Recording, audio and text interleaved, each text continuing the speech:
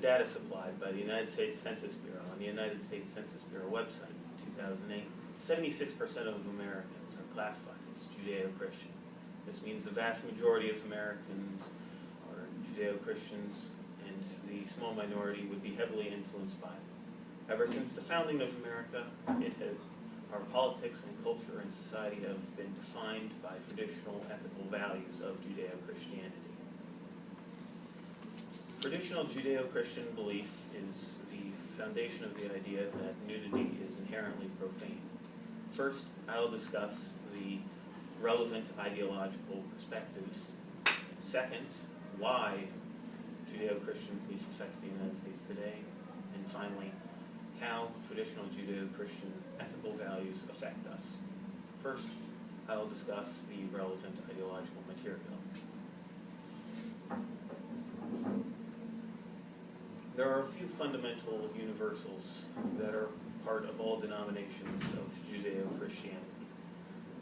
One of these universals is the idea that nudity is inherently profane. It goes back to the story of Genesis and Adam and Eve. While they lived in Eden, they were nude, and they were unconcerned by this, as this was the form God had created them in, so why would they hide it? But after they thoroughly ruined everything, they became self-conscious and made clothing out of fig leaves. John Piper, an author, teacher, and pastor for 33 years, in his article, The Rebellion of Nudity and the Meaning of Clothing, published in 2008, states that Judeo-Christians find clothing necessary for two reasons. The first is that it is a way of hiding the shame people feel for betraying the trust between man, woman, and God. And the second is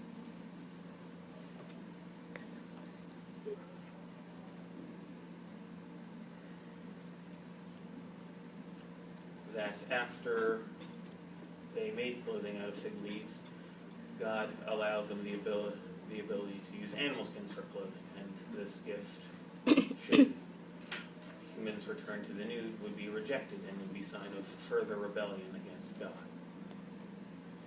Now that I've discussed the relevant ideological material, I will now discuss why these ethical values still affect the United States today. Previously mentioned, the vast majority of the United States is Judeo-Christian, and the remaining 24% would still be heavily influenced by this significant majority. Catholicism is the most prevalent of the faiths and is one of the most concerned about some of the most fundamental values, while Judaism, even more strict about the fundamental values, is less common. Despite what it may appear, the United States is effectively a Christian nation, as the vast majority of people are Christian, and the vast majority of those not Christian are agnostic and are concerned with faith. Now that I've discussed why these ethical values still affect the United States today, I'll discuss how they affect the United States today. The Judeo-Christian ethical values and moral standards still more or less govern the United States today on a political and cultural level. Many of the supposedly secular laws we find in our government are actually continuations of Christian expectations from Europe, which most of our founders hailed from.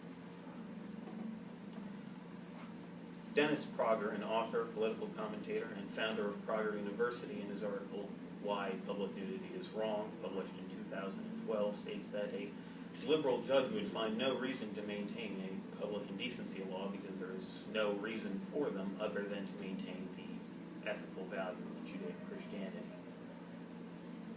An example of this would be in San Francisco, where it is perfectly legal for a woman to go topless, despite the ethical value most people hold. Many nudists would argue that public indecency laws contradict the ideals of freedom of expression guaranteed by the First Amendment. But John Kelly, a senior broadcast journalist for BBC for the past 12 years, in his article, Who, What, Why is Public Nudity Free Expression, published in 2012, states that the Supreme Court at every turn has held that nudity itself is not a form of expression. First, I discussed the relevant ideological material. Second, the reasons why Judeo-Christian ethical values still affect us today, and finally, how Judeo-Christian values still affect us today. The traditional values of Judeo-Christianity is the reason why nudity is considered profane. But to put aside the politics and culture and the religion and all of the ethical and moral values and the argument of freedom of expression, can't we all just wear a pair of pants?